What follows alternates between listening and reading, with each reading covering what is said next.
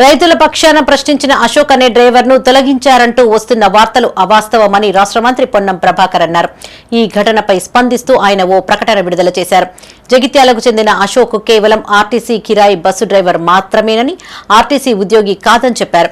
అయినప్పటికీ అశోక్ ను ఉద్యోగం నుండి తొలగించవద్దని బస్సు యాజమాన్యానికి సూచించానని తెలిపారు. అశోక్ రైతుల పక్షాన మాట్లాడారని, దీనిని స్వాగతిస్తున్నామని చెప్పారు.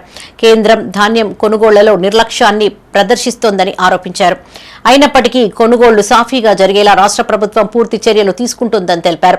ఈ అంశాన్ని ప్రతిపక్ష పార్టీలు రాజకీయం చేయవద్దని సూచించారు.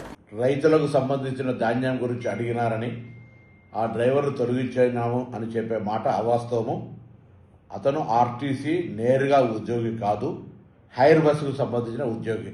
అయినప్పటికీ ఆ బస్సు యజమానికి చెప్పడం జరిగింది, అతని ఉద్యోగం నుంచి తొలగించేటువంటి ప్రయత్నం చేయవద్దని.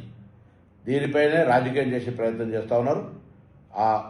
అశోక్ ఎవరైతే మాట్లాడినారో ధాన్యంకు సంబంధించి రైతుల పక్షాన మేము తప్పకుండా పాజిటివ్ క్రిటిసిజాన్ని ఫేస్ చేయడానికి రెడీగా ఉన్నాం.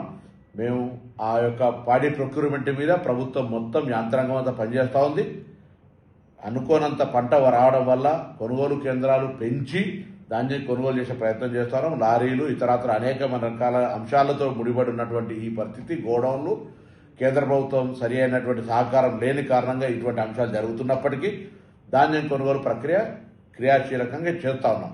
ఆ సందర్భంగా ఆ అశోక్ అనే వ్యక్తి డ్రైవర్, ప్రైవేట్ హైర్ బస్సుకు సంబంధించిన వ్యక్తి మాట్లాడితే దాన్ని స్వాగతించడం తప్ప ఎక్కడ మేము సంస్థ పట్ల ఎవరు కూడా మా యాజమాన్యం అటువంటి చర్య తీసుకోమని అతన్ని చెప్పలేదు.